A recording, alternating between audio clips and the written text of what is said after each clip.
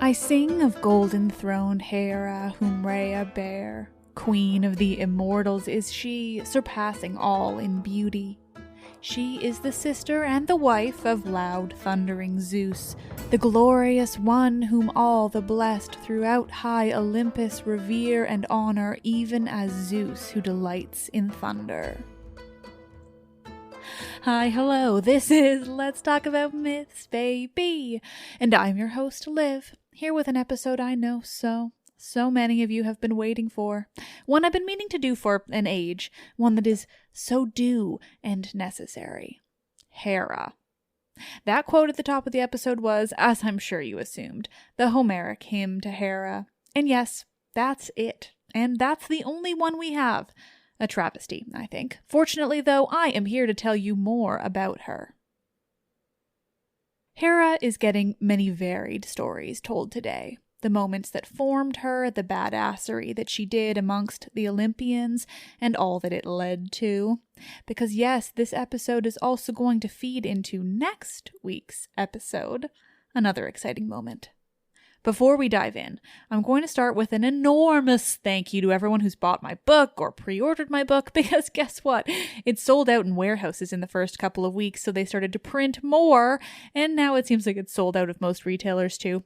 So, I mean, very cool for me, but for those of you in the UK, it was supposed to arrive last week, but now it's looking more like June. So I'm sorry you have to wait so long, but also I'm very excited.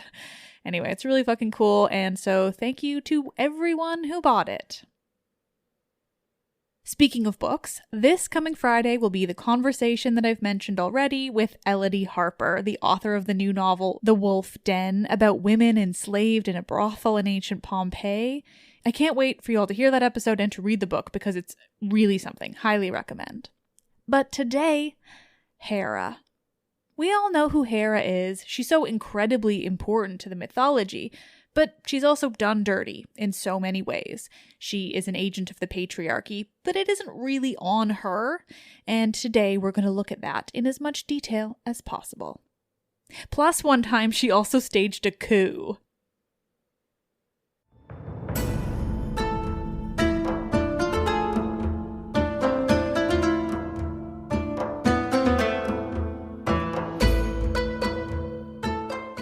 This is episode 124. Why she is the way she is, the goddess Hera, and the time she tried to overthrow Zeus.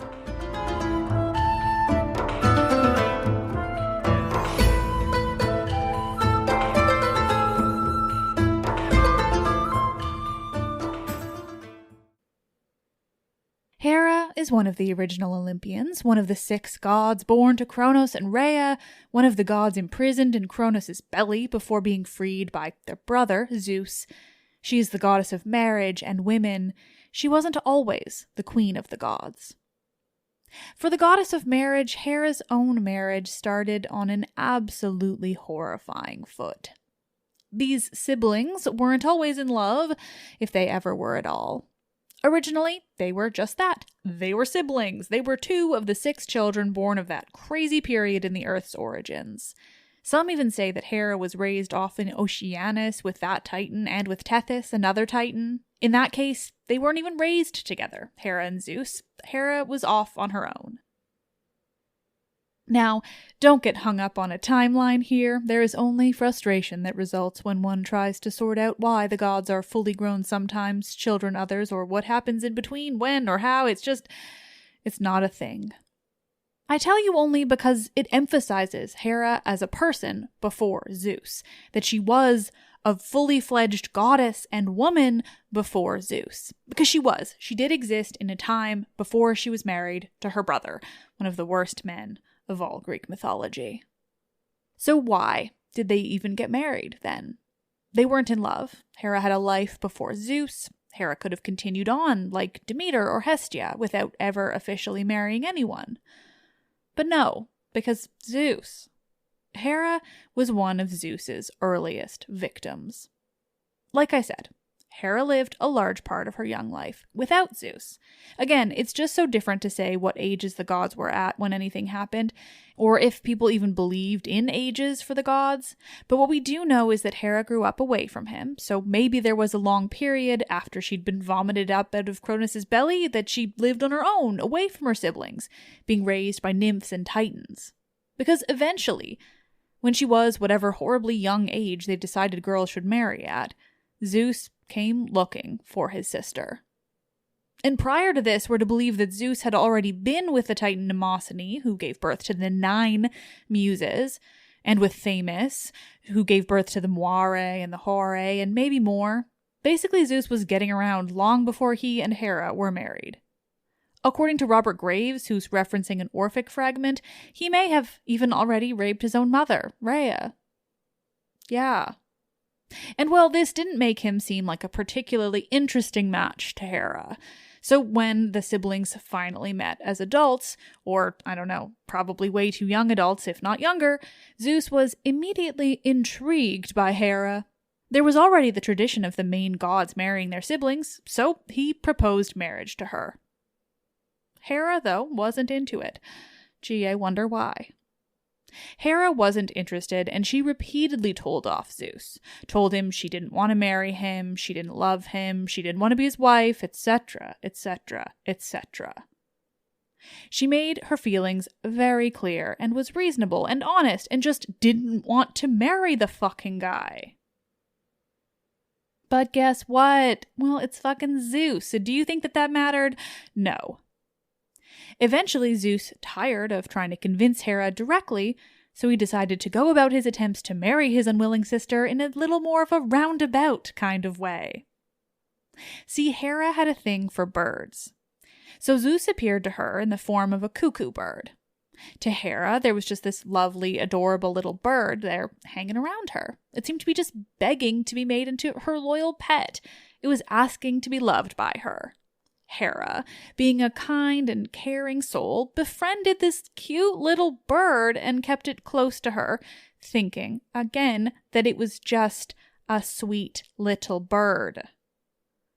The bird landed on her, and she took it close to her chest, cooing at it and petting its little head. She held it close until Zeus, the fucking cuckoo bird, transformed back into himself, taking the opportunity of being so close to Hera for the first time, and he raped her. He's completely irredeemable. I just loathe him.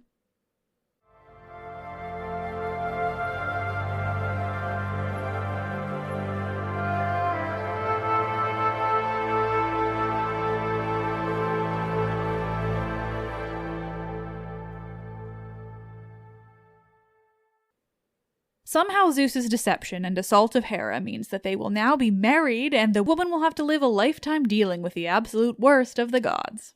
It's not even like she wanted to marry him and then he turned out to be an absolute shit. He was a huge shit, an awful shit. He forced her into marriage and then she just had to deal with the embarrassment and horror of a husband who would continually not only cheat on her, but cheat on her by violating and assaulting other women. Which reminds me of the time that some asshole on the internet basically threatened me with a visit from Zeus because I shit talk a man who assaulted like everyone. Apparently the Zeus is going to come down and he's going to do to me what he did to everyone. It was quite the mythological threat. Anyway, this is how their relationship started out. Now, together they did ultimately have 3 children, who Hera seems to have loved. As the goddess of marriage and women, I imagine this was really fulfilling for her, so that's something. The children, of course, were Ares, Hebe, the goddess of youth, and Eilithia, the goddess of childbirth. But as we all know, Zeus continued on with his bullshit. He continued on being a serial predator and an overall awful dude. On and on and on. One of the most notable of Zeus's shit moments during their marriage would be the conception of our girl Athena. Whether the quote-unquote relationship between Zeus and the Titan Metis was or was not consensual, when he learned that their child would become stronger than him, he fucking ate the woman. So in the end, he's the villain all the same. I won't regale you with the details, that's in Zeus's episode, but Athena was born from this horror show of relationship and ended up being acknowledged as almost exclusively Zeus's daughter. This ruffled Hera's feathers. Bad pun, Liv. Because, Hera is the goddess of women and marriage, and also childbirth in some senses. And so learning that her husband had fathered a child without her, or without any women in general, really made her pretty angry. She has only a few things that are hers in this world, and Zeus had found a way of negating one of them. When you're living a life like Hera's, this is a huge blow. And so some say that her means of retribution / her own self-care over this slight by Zeus came in the form of her conception of Hephaestus, a god whom she alone is the parent. That is a common understanding, and one that we will go into further detail on in a future episode devoted to Hephaestus. But for now, I want to talk about a slightly more badass interpretation, where, according to the Homeric hymn to Apollo, Hera, in fact, created a much more monstrous offspring in her fury with Zeus. And, you all know how much I love a Homeric hymn, so this part of the story is coming in the form of a brief reading. To preface, though, this is also the story of the great dragon Python, who used to guard the spring where Apollo would eventually found Delphi. Python is known as a she-dragon. With that said, the reading. Python it was who once received from gold-throned Hera and brought up fell, cruel Typhon to be a plague to men. Once on a time Hera bare him because she was angry with father Zeus, when Cronides bare all-glorious Athena in his head. Thereupon queenly Hera was angry and spoke among the assembled gods. Yes, now I will contrive that a son be born me to be foremost among the undying gods, and that without casting shame upon the holy bond of wedlock between you and me. And I will not come to your bed, but will consort with the blessed gods far off from you. When she had so spoken, she went apart from the gods, being very angry. Then straightway large-eyed queenly Hera prayed, striking the ground flat-wise with her hand, and speaking thus. Hear now, I pray, Gaia and wide Uranos above, and you Titan gods who dwell beneath the earth about great Tartarus, and from whom are sprung both gods and men. Hearken you now to me, one and all, and grant that I may bear a child apart from Zeus, no whit lesser than him in strength. Nay, let him be as much stronger than Zeus as all-seeing Zeus than Kronos. Thus she cried and lashed the earth with her strong hand. Then the life-giving Gaia was moved, and when Hera saw it, she was glad in heart, for she thought her prayer would be fulfilled. And thereafter she never came to the bed of wise Zeus for a full year. But when the months and days were fulfilled, and the seasons duly came on as the earth moved round, she bare one neither like the gods nor mortal men, fell, cruel Typhon, to be a plague to men. Straightway large-eyed queenly Hera took him, and bringing one evil thing to another, such gave him to Python, and she received him, and this Typhon used to work great mischief among the famous tribes of men. So that's the time that Hera gave birth to Typhon in anger at Zeus. Really, I just live for the idea that Hera was so angry with her shit husband for doing one of his many shit things that she created the worst monster of all of Greek mythology. Like, all-time hands down worst, Typhon, the father of all monsters, the horror of all horrors. The power we women can have.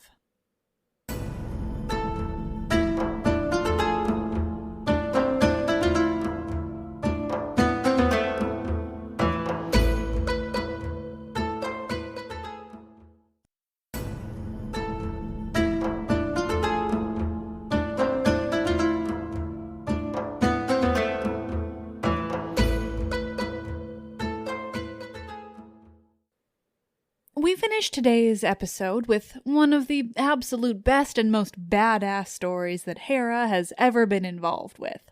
Though tragically not one that has too much in the way of details. A couple references here and there, so I'm doing my best to parse it into a real story because, oh gods, does this deserve it.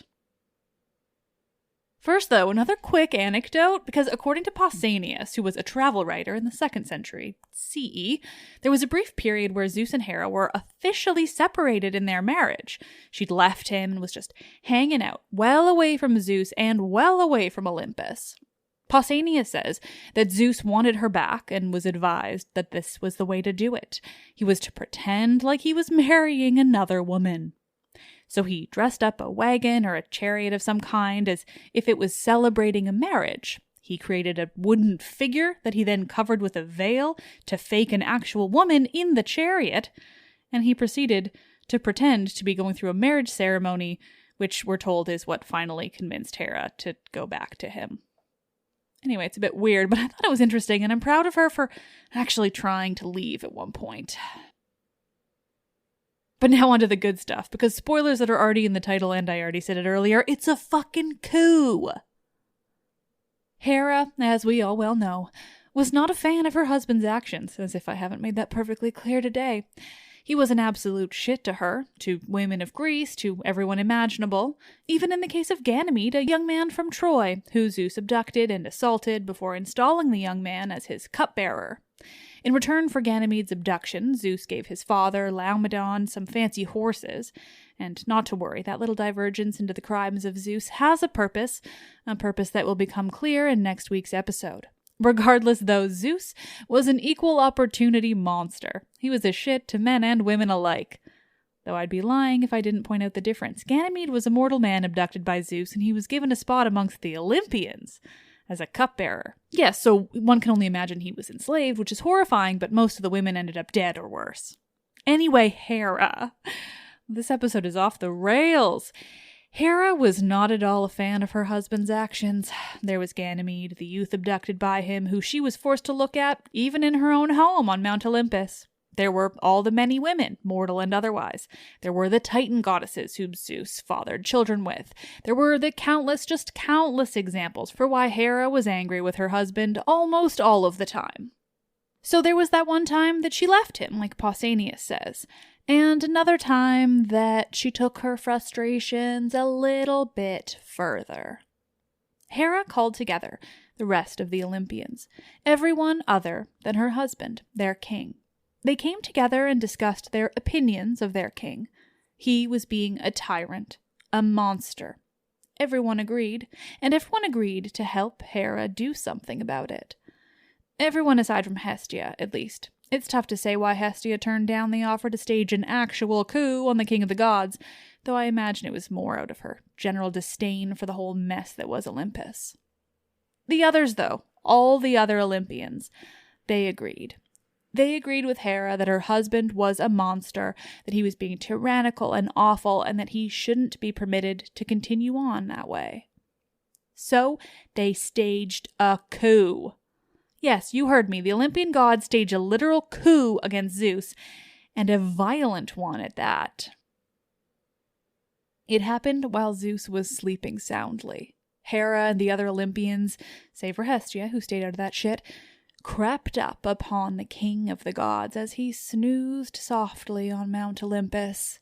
They were prepared, so the moment the Olympians had their king surrounded, they sprung into action. All together they bound Zeus with leather straps, tying him tightly with such force and accuracy that he was absolutely incapable of moving, let alone freeing himself from this capture. Having succeeded in this seemingly impossible task, the Olympians celebrated.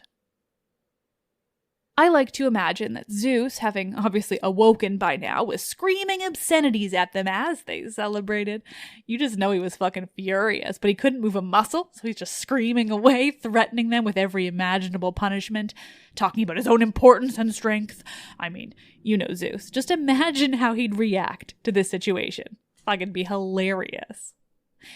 But It also caught the attention of someone who hadn't been involved in either the plotting or the planning or the carrying out of the coup.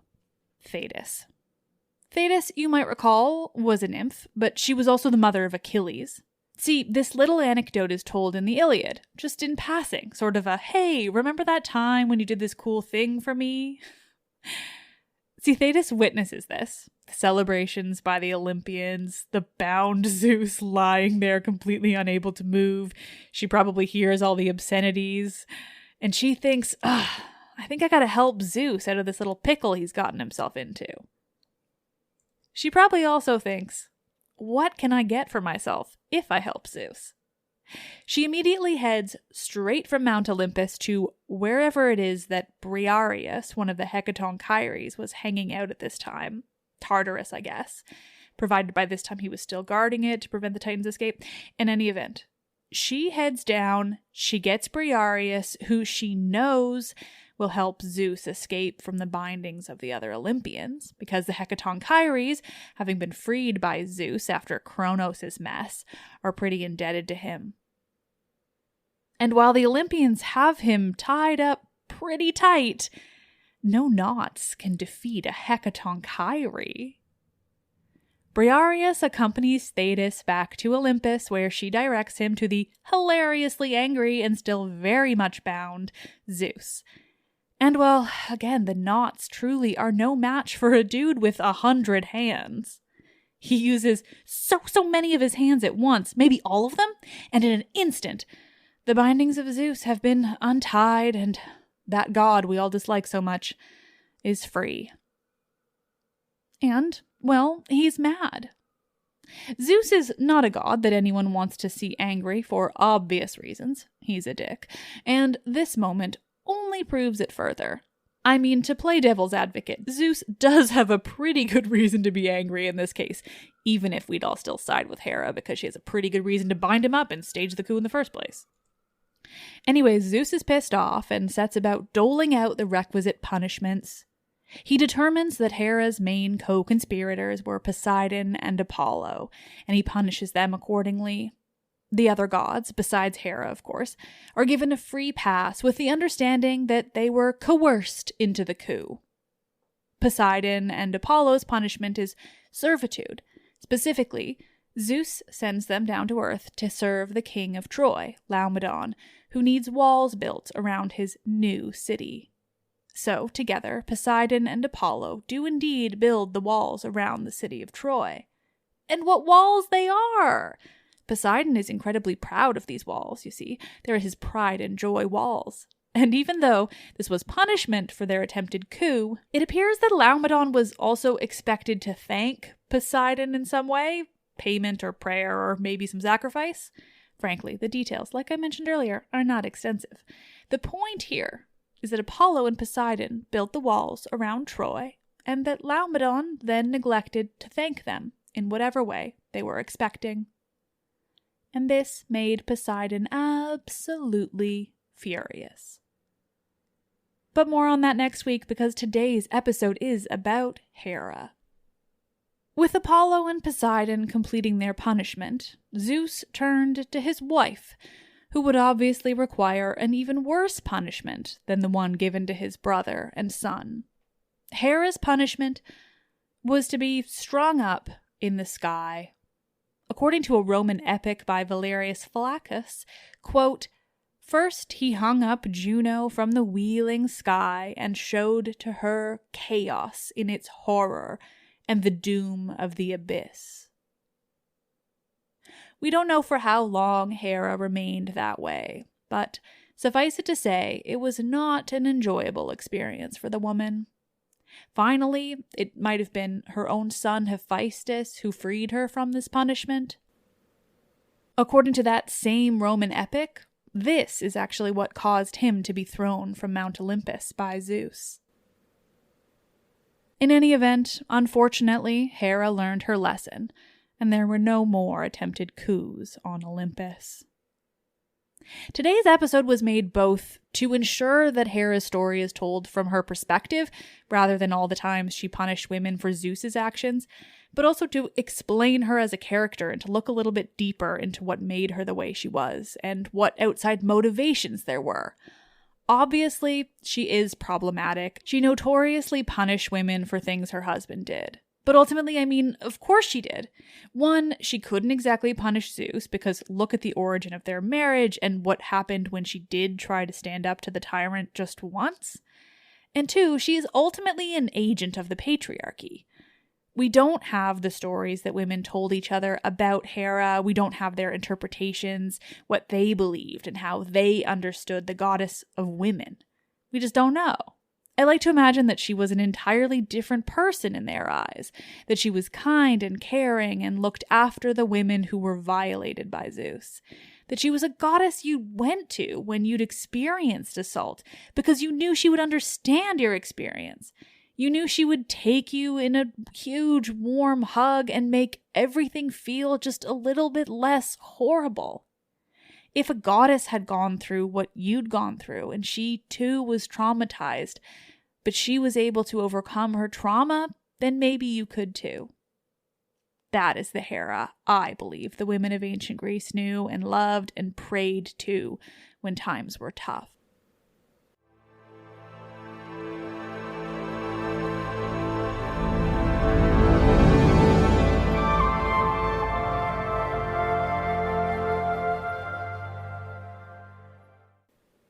Oh, nerds. Thank you for listening. I'm thrilled to be covering episodes like this, kind of deeper dives into characters that we know so well, but that are always a secondary character to the actions of a man. Hera so deserves this episode, you know? I've done her dirty in the past, Athena too, so we'll get there. It's super tough because truly we just don't know what the women believed. We have all these ideas from the men, and they just would have had such an incredibly different understanding of someone like Hera. More than many of the other goddesses, if not all of them, because Hera was the goddess of women. She was so much more than an angry, wronged wife. We just don't know how much more. So today, I speculated a bit at the end there, and I think it's important. Sure, we don't know, but I think as women today, we can make some assumptions, you know? Like, it's pretty easy to see that there would have been a lot more to Hera. Well, as usual, you really are all the best. That This Is My Life is utterly unbelievable, and it just keeps getting better. So thank you, always. And you know, maybe a 5-star rating is in the cards. Maybe do it for Hera, to offset all the men who think I hate all men when I talk about rape being bad. Weird way to solicit a review, but what can you do? I'm a podcaster who is beholden to them. Anyway, again, this episode went off the rails, but it was really fun, and I absolutely loved talking about Hera, so I hope you liked it too. Thank you all so much. I am Liv, and I love this shit.